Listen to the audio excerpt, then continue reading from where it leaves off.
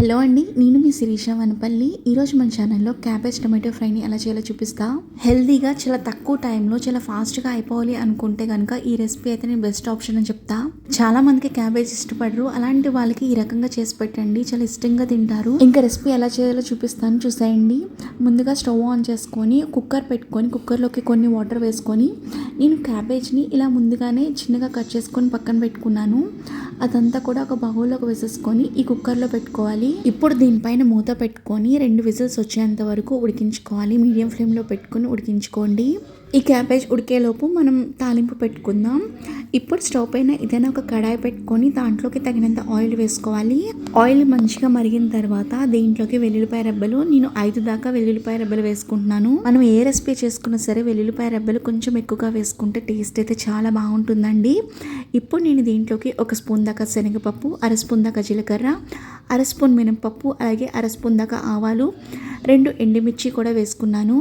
పోపు దినుసులన్నీ మంచిగా ఫ్రై అయిన తర్వాత దీంట్లోకి ఒక గుప్పెడు కరివేపాకు, సన్నగా పొడుగ్గా తరిగిన ఉల్లిపాయ ముక్కలు, ఇంకా సన్నగా పొడుగ్గా తరిగిన 4 దాకా పచ్చిమిర్చి కూడా వేసుకొని మంచిగా ఫ్రై చేసుకోవాలి. ఈ ఉల్లిపాయ ముక్కలు కొంచెం మెత్తపడేంత వరకు ఫ్రై చేసుకుంటే సరిపోతుంది. అంటే ఒక 2 నిమిషాలు అయితే సరిపోతుందండి. మీరు నా వీడియోని ఫస్ట్ టైం చూస్తున్నారా? మీరు ఫస్ట్ టైం చూస్తున్నట్లయితే ప్లీజ్ వీడియోని లైక్ చేయండి. మీరు లైక్ చేయడం వల్ల వీడియోకి కొంచెం రీచ్ ఎక్కువగా ఉంటుంది. ఉల్లిపాయ ముక్కలు కూడా సాఫ్ట్గా ఫ్రై అయిన తర్వాత ఇందులోకి నేను టమాటో ముక్కలు వేసుకున్నాను. పెద్ద సైజులో ఉన్నవి 2 దాకా టమాటోల్ని ఇలా చిన్నగా కట్ చేసుకొని వేసుకుంటున్నాను. ఈ టమాటా ముక్కలు కూడా మనకి మెత్తగా ఫ్రై అయ్యేంత వరకు ఫ్రై చేసుకోవాలి. టమాటోలు ఫ్రై అవుతున్నప్పుడే దీంట్లోకి 1/2 స్పూన్ దాకా పసుపు, అలాగే కొంచెం ఉప్పు కూడా వేసుకొని మంచిగా కలుపుకోవాలి. ఉప్పు పసుపు వేసుకుంటే ఫాస్ట్గా టమాటోలు ఫ్రై అయిపోతాయి.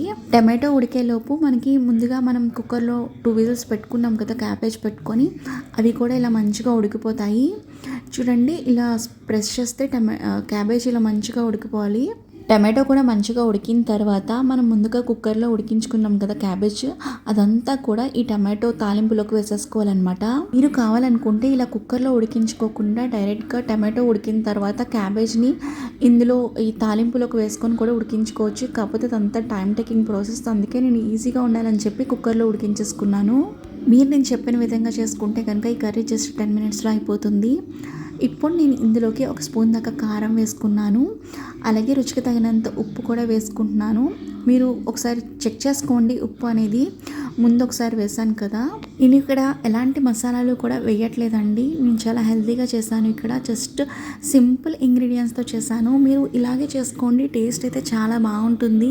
ఈ ఉప్పు కారం క్యాబేజ్కి బాగా పట్టేలా కలుపుకుంటూ మరొక 5 నిమిషాల పాటు బాగా లో ఫ్లేమ్లో పెట్టుకొని ఫ్రై చేసుకోండి.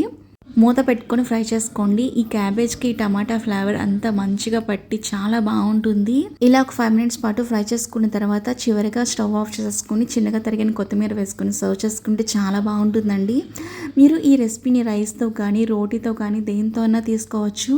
క్యాబేజ్ చాలామంది ఇష్టపడరు, అలాంటి వాళ్ళకు కూడా ఒకసారి ఇలా చేసి పెట్టండి, చాలా ఇష్టంగా తింటారు. ఈ వీడియో మీకు నచ్చిందా? నచ్చితే కనుక ప్లీజ్ లైక్ చేయండి, మీ ఫ్రెండ్స్ అండ్ రిలేటివ్స్కి షేర్ చేయండి. Thanks for watching this video. And ఇంకొకటి, మన ఛానల్లో ఇలాంటి చాలా ఈజీ రెసిపీస్ ఉన్నాయి, 15 మినిట్స్ 10 మినిట్స్లో అయిపోయి.